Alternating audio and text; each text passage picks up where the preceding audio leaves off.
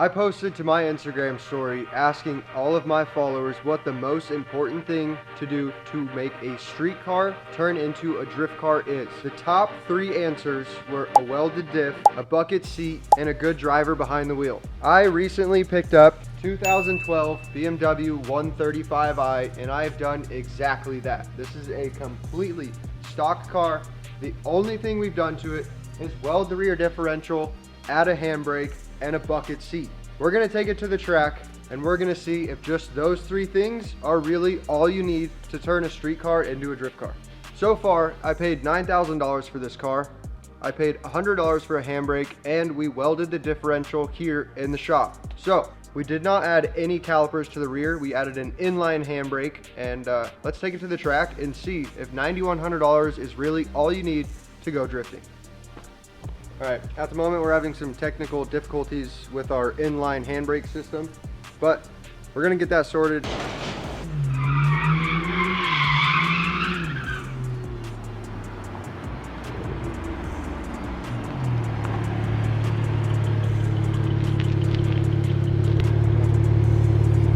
seat's not bolted. No windows? I have no way to roll the window down right now. I gotta look into that. Like the seat setup? Why is it so far back? It's not bolted in.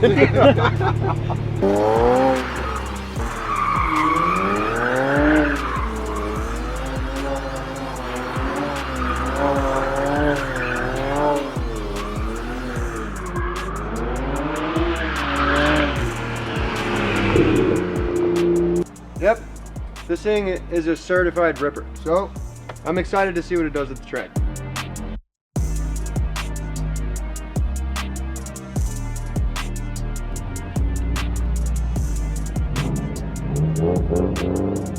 Alright, we made it out here to Vegas Drift in the 135i. We just now passed our tech inspection. We got our bucket seats in there, we got some harnesses in there just so we could drive today, and let's go see how this thing does.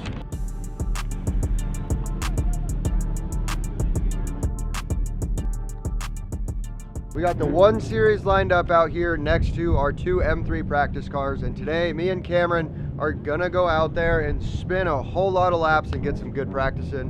But the real test of today is going to see how good this completely bone stock BMW 1 Series does that only has a handbrake and no other modifications. We're really gonna test the theory of what all do you need when you go drifting. Right now we have a handbrake, a bucket seat, and some seatbelt harnesses.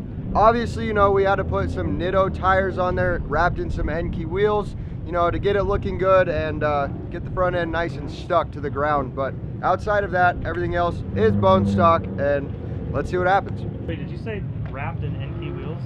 I said, I could have.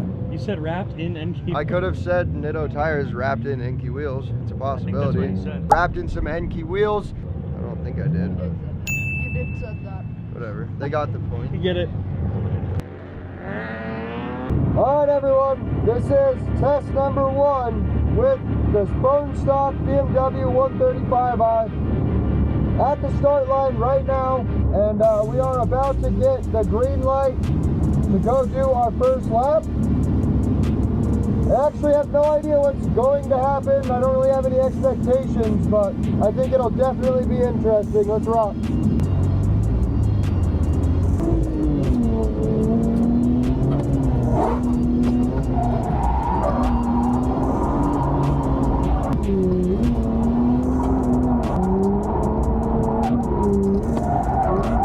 That was the first time I've gone all the way to lock with this car, and it could definitely use a little bit more, but I have to work with it. It's a very fun first lap, and this car is very, very new to me. Alright, first impressions of the BMW drift car. It did pretty damn good. Really impressed with how stable it is while it's under continuous drifting, and it's very predictable too. I was expecting it to be a lot more of a handful, but it does a lot of the work for you, not as much as if it were to be a full-blown drift car, but I could definitely work with this. I'm going to do a couple more laps, and keep on getting used to it. But I think I'm definitely gonna have some fun in this thing today.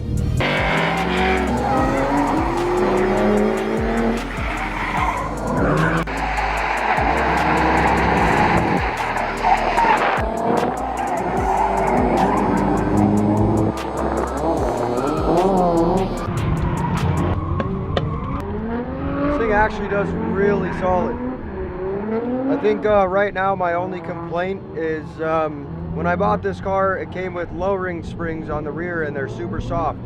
So as soon as I'm transferring weight around a corner, the whole car just like feels like I'm in a boat. So I think the next upgrade, I don't think it's necessary, but it would improve the car drastically, would be either some stiffer springs in the rear or even some stock springs probably would work good. I told you we could have put some tennis balls in there. That would have helped a little bit. I don't know if it would have done that much. Tennis balls? It would have stopped it from like Where are they collapsing. at? Go get some tennis balls. I'll go run to the store and get some tennis balls. This thing's street legal still. So you can take this to the track, drift it, and then go get lunch in it. So like, I just have to run a perfect line and stay on the gas all the way. What's up? Right now the car is blowing through the soft spring and then going into the hard spring and kind of bottoming out. I'm gonna try and prevent it from bottoming out by making the harder spring collapse earlier. We have a 80 spring on top, which is our stiffer one, and we have a 40 spring on the bottom, which is a softer one. So right now we're blowing through this 40 and going into the 80, but it's not using enough of the 80. Kind of just want to take the 40 out. And they just put it all the way up to the 80. Yeah. I say let's just take the 40 out and just put it back to the 80.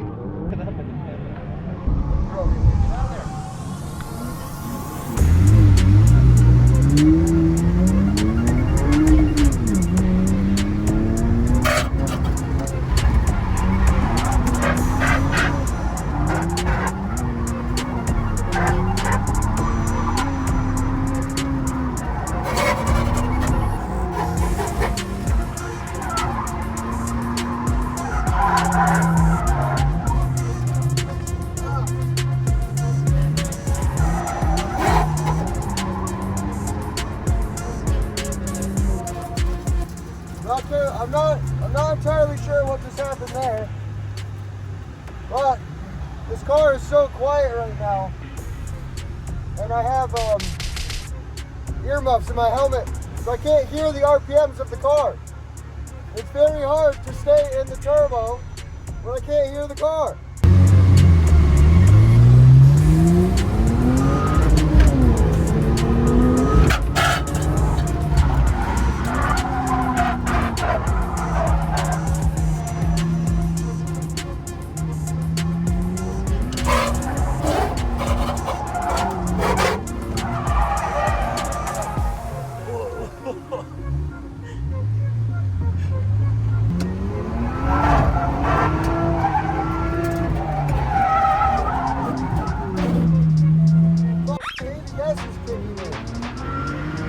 Something's kicking in right now and it's stalling the car, and I don't know what it is.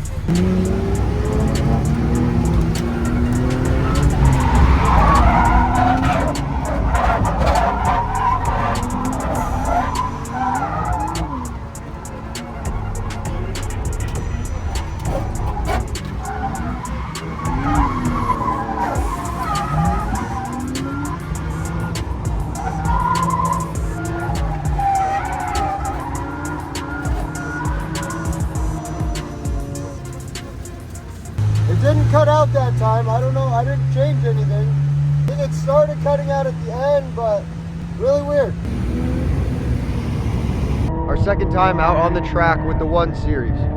Everything was going super solid, and just now, as I was like mid-drift, I'd be flat out on the pedal and it would just start pulling all the power out of it. So, I don't know what that's all about. Hopefully we can figure it out. I don't know, I pressed the DTC button and it went away. It let me do another lap, so maybe I just didn't have it all the way deactivated. I don't really know.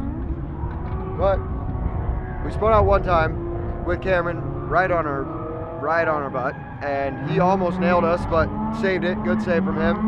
And I'm getting more accustomed to the car. So far, I'm actually liking it a lot, especially right now. It's still probably 100 degrees Fahrenheit here, and I have full air conditioning in this car, and that's why I've been staying in it almost this whole time. All in all, solid car.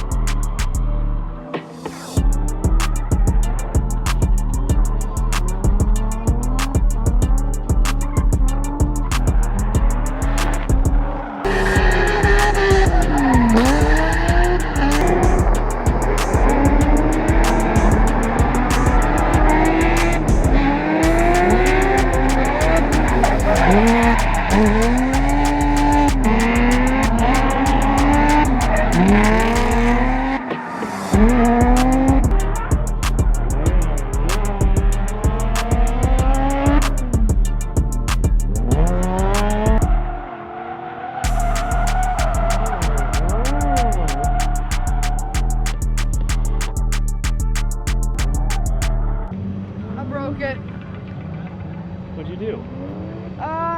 Broke the brake. Hold the handbrake and then let go of it, and it didn't let go.